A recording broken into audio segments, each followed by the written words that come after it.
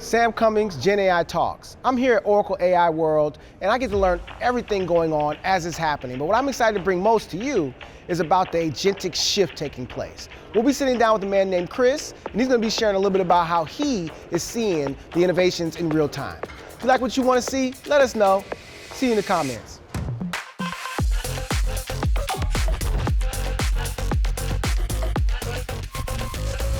Welcome to Gen AI Talks. Chris, introduce yourself, a little bit about what you do. Chris Leone. I run development for a number of the applications here at Oracle, AI being one of them. Yeah, just having fun, and it's a crazy time, as you said. Can we talk a little bit about what is the shift that's happening today that people might not be aware of in agentic AI applications?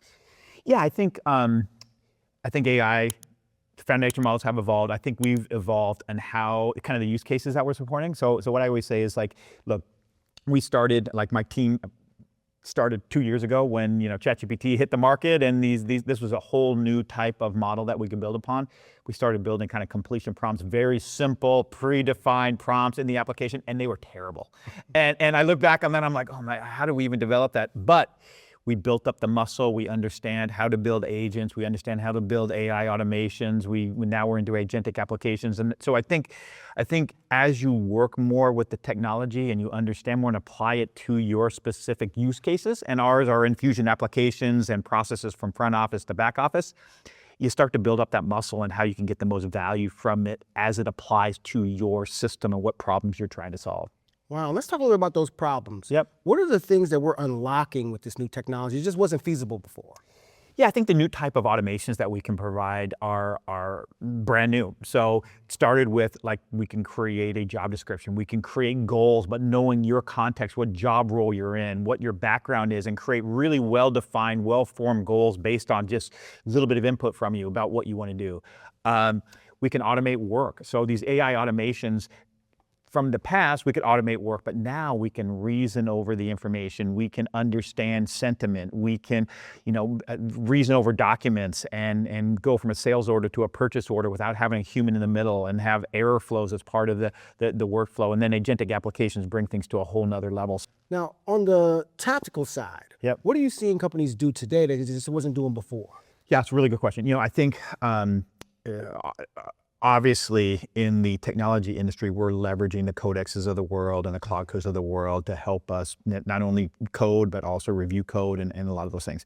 I think what our customers are taking advantage of, they've started, I call it kind of crawl, walk, run. They've started with kind of the seeded kind of agents that we've had in place, whether they're a benefits advisor or a maintenance advisor, these points in time where we can help them in points in time in the application.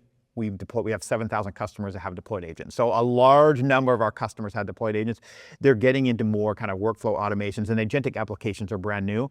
And agentic applications are really a different agentic pattern where kind of teams of agents can work together all around a particularly specific defined outcome or business problem that they're trying to solve. Now, we've seen the idea that I can have a couple agents work essentially as one driving others. Yep. But what are some of those architectural approaches that are showing up in the real world? Yeah. So what we can do now with agent teams, and I'll give an example. We have a source and command center. So source and command center, you can define an outcome just like I would in my organization. I would say, hey, we want to reduce the cost of our supplier spend by 10%. And maybe we have long lead times for certain orders in a certain category, and I'm going to reduce that by 7%. I can give this agent team a outcome that I want them to achieve. And then I can build specialist agents. One of them might be great at negotiating with suppliers. One of them might be great at creating RFQs. One of them might be great at responding to vendors with context about what's happening in these auctions. And what I can do is I can assemble that team just like I would assemble a team of people. And as we go through the process of this is demand, this is the inventory I need to set up auctions for, each agent has a role to play, but they're sharing context and they're sharing information, and they have memory so they can learn over time. Can I speak a little bit about what are the roles of human and agentic teams together? So if I have a bunch of agents, a bunch of humans, Yep. Should we divide the labor equally? Should we all do different kinds of tasks? How should I think about that as a leader today? It's a really good question. I think it will evolve.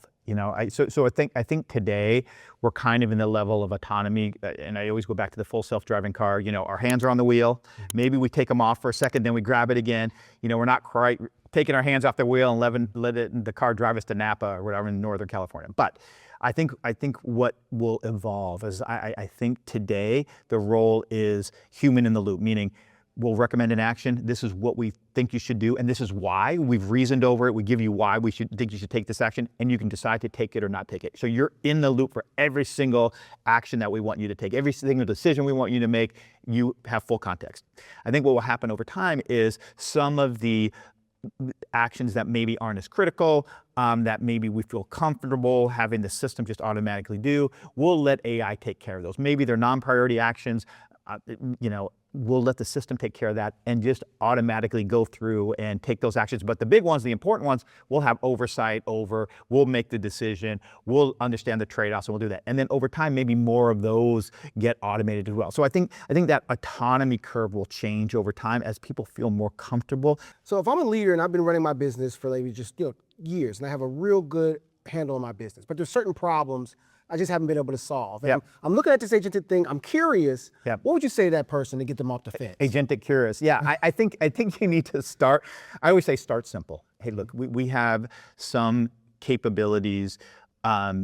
Generative AI services you can turn on in minutes, literally minutes. You can get value from them. You can start to understand what they do, what they don't do. You can go look at how the prompt is created. You can tweak it a little bit. So just start. It's a learning curve, right? And if you don't start, you're not going to move up that learning curve. Just like my team, the first set of prompts that we delivered 2 years ago were terrible. Right? And I'm embarrassed to go back and look at them. But we had to learn. We had to build up that muscle. And I think customers have to do the same thing. They'll move up that learning curve. They'll understand more about how these systems work and how to put guardrails around them, how to test them, how to evaluate them.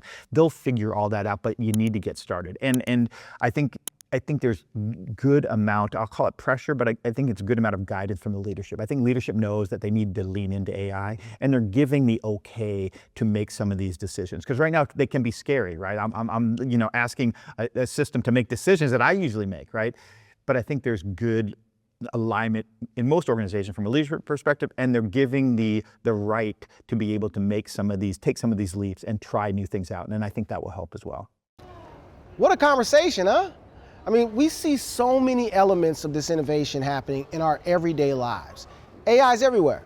But what was really great about the conversation today is we got to see how the shift in enterprise software is happening in real time.